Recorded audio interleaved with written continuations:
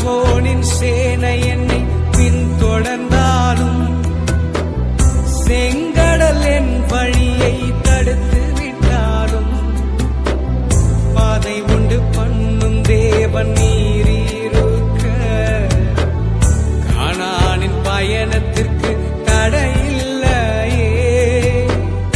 உள்ளுள்ள இடங்களில் வைத்திடுவீரே, நன்மையும் கிருபையும் தொடர செய்வீரே. உள்ளுள்ள இடங்களில் வைத்திடுவீரே, நன்மையும் கிருபையும் தொடர செய்வீரே. நீங்க போதும் எனக்கு, நீங்க போதும் எனக்கு, நீங்க போதும், நீங்க போதும், நீங்க போதும்